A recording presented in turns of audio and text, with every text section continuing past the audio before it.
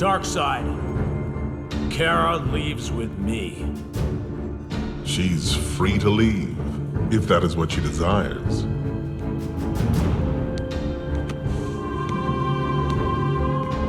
Kara? Hello, Cal. I'm sorry, but you see, the thing is, I'm not going anywhere. Didn't you hear Lord Darkseid? I'm free to leave, if I want to. But that's just the thing. I don't want to. I like it here. Oh, I see. You think that poor little Kara has lost her way? What, do you think that Granny Goodness got inside my head and, what, brainwashed me? Well, if you're looking for someone who tried to control me, then you should just look in a mirror, because you're the only one that tried to do that. From the moment I landed on Earth, you've been trying to make me into something that I'm not. What? Would you have me go back to Metropolis and play at being a normal Earth girl? Waste my time on frivolous things like fashion and fast food? Have me pretend to be something that I'm not? You make me sick, Cal. Or should I say, Clark. You see, that's the difference between us. No, stop lying to me. You keep trying to claim that we're the same. And maybe I wanted to believe that once upon a time. But you've made it perfectly clear that we're nothing alike. The last survivors of Krypton? Clark, you're more man than super. You may have been born on Krypton, but you grew up on Earth. In what was it? Smallville? That ridiculous, little picturesque town. Raised by the Kents, Ma and Pa, on the farm. It's no wonder you turned into the big blue Boy Scout that you are. Don't you see, Clark? You may have been born on Krypton, but I was raised in the ruins. That's right. My father may have worked with yours, Zor-El and Jor-El, trying, pleading, begging with the Kryptonian elders to see what was plain as day. That Krypton's core was going to explode. If they'd only listened, there could have been time to evacuate more of the planet. But no, they would rather keep their heads buried in the sand, deluding themselves, saying that our father's findings were incomplete and based on spotty scientific research. The truth was they did not want to come to terms with the reality that Krypton was going to explode. But while your father sent you away, my father tried to save as many people as he could. He built a force field, and when Krypton began to erupt, he activated it. It saved an entire city, Clark. Thousands of Kryptonians. And as the rest of the planet exploded, that section drifted away. We called it Argos. And we thought that maybe Rao had spared us. How foolish we were to think that any of the gods of Krypton cared even a sliver for us, if they were ever even real to begin with. Yes, I was born after Krypton died and grew up on Argos. And while you were able to think that you were just some little farm boy for the first half of your life, I had to come to terms with the reality that we had escaped one fate only to meet a slower, much more gruesome one. You see, in Rao's infinite kindness, we brought a poison from Krypton along with us. I can still hear the prayers to Rao that the people of Argos offered up nightly. Hear my mother's words as she led me in that prayer. Though we go forth alone, our soul unites us under Rao's gladsome rays. We are never lost, never afraid, for we shrink not under the sun of righteousness. Rao binds us to those we love. He gives us strength when we have none. And in the darkest places, he guides us. For Rao sees all, feels all. His love eternal.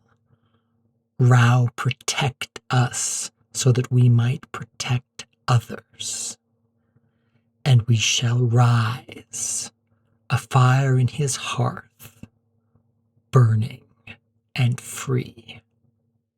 What a pack of lies. Rao abandoned us. You see, Clark, it turns out that when Argos broke free from Krypton, a large vein of kryptonite was unearthed and was brought with us beneath the city, slowly poisoning all the inhabitants.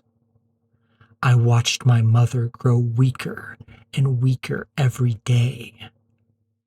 Her joy, her wit, her wisdom diminished until she was so frail that I prayed to Rao that she would pass quietly, painlessly in her sleep, so that she would no longer suffer. My father and I buried her there, and I thought that I was destined to join her. But having tried his best to save our people, my father, Zor-El, now saw that it was hopeless. And so he turned his mind back to your father's, oh, so heroic self-sacrifice. And he searched and searched until he found the schematics that your father used to build the little ship that sent you all the way to Earth. And he modified it so that it could fit me. He begged me to follow in your path, to go to Earth. And I pleaded with him, told him I didn't want to leave, that I had been born here on Argos, and I wanted to be with him until the end. It was my home, Clark. It was my people, my family. But he told me that I was all that was left of his wife, all that was left of my mother, and that he was quickly succumbing to the poisoning too, and that if we didn't work together fast, he would be too weak to finish the ship. I wanted to stay, to help him, Clark. But finally he convinced me that I was all that would be left of his dreams, all that would be left of my mother's heart, that I would have to bear our family's legacy and take it to an entirely new world. And so I agreed. And as he grew weaker and weaker, we managed to finish it. And I watched as he sent me from Argos, the streets that were once so full of life, now full merely of the sick and the dying, and the grieving and the mourning.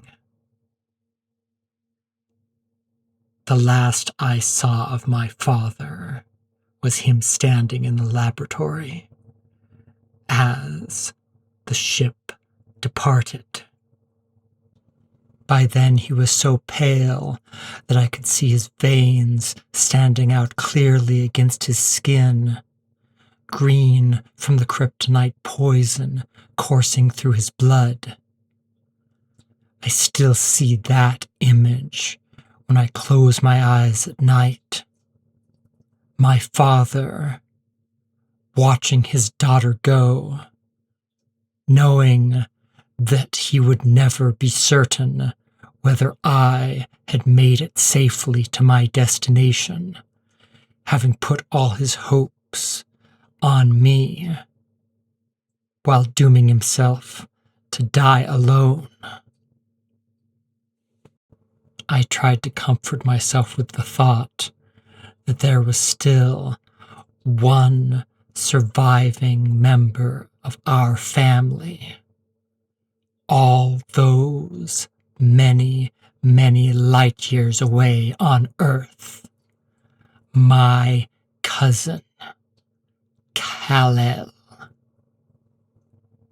I thought I would be going to meet a fellow Kryptonian, but instead I found you, an Earthling. You could barely even speak our language. My father warned me about the difference that the yellow sun would make, the power that it would give me. He cautioned me to use that power wisely. And yet, what were you doing with it?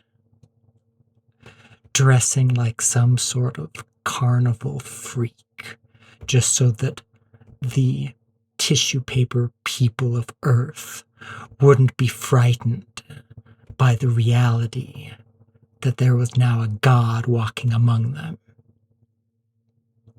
Admit it, Clark. From the moment I arrived on Earth, you've been scrambling, trying to make sure that as I come to terms with my power, that I don't hurt anyone. even though a glare held too long could turn from a look of disapproval to literal lasers that could burn a hole straight through someone. And strength so great that a shove would be enough to put someone through a wall. Even if I have a panic attack and breathe too hard, I could cause a gale that could freeze someone solid. So what, Clark? Do you really want me to go back to Metropolis so that you can teach me how to tiptoe through all those fragile people, saving them from the little catastrophes that they visit upon themselves every day? Or would you rather have me go back to Themyscira? Yes, you kept me there for 2 months, Clark, just to make sure that I wouldn't hurt anyone, as I, quote, learned to control my powers. All so that I can what? Become a costumed buffoon like you? Become your Supergirl? Do you have any idea how infuriatingly patronizing that is? I'm only a few years younger than you, Clark. I'm not a girl. I'm Kara Zor-El, the last of the noble house of El, at least the last that sees fit to honor that legacy.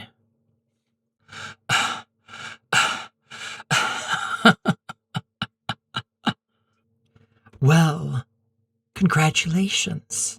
You don't have to worry anymore, dear cousin.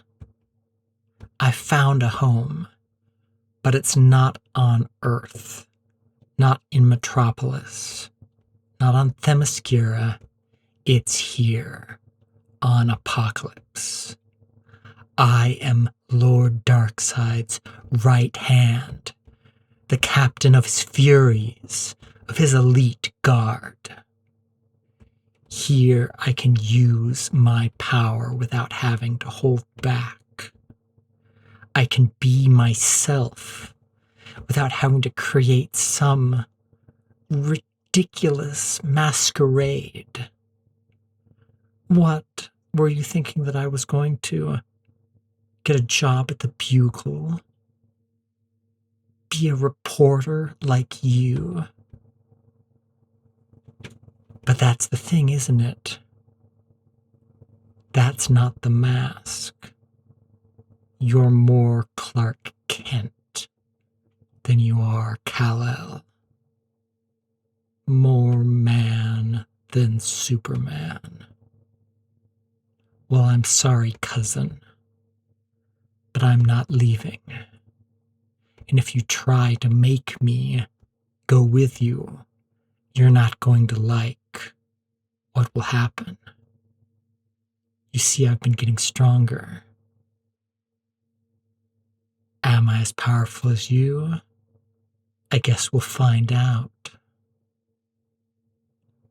when I wring your neck. But my parents, they would want me to spare you. This is the final mercy I can offer you, Clark.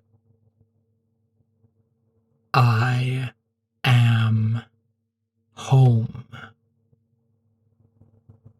Rao turned his back on me, but in the darkness, I found a new god. I found Lord Darkseid. If you had even a hint of his true power, would you bow before him too? I don't know. Brains never were one of your strong suits, cousin. Too much what? Wheat growing out of your ears to hear the truth. Well, go back to Metropolis, cousin. Go protect your little blue dot of a planet. I'll stay here, a conqueror. I will be everything that my parents couldn't have even dreamed of me being. Not just some Supergirl, but a goddess. And I will protect the people of Apokolips and bring others into the truth that is Darkseid. Farewell, Clark. If you come here again, I will kill you and become the last survivor of Krypton.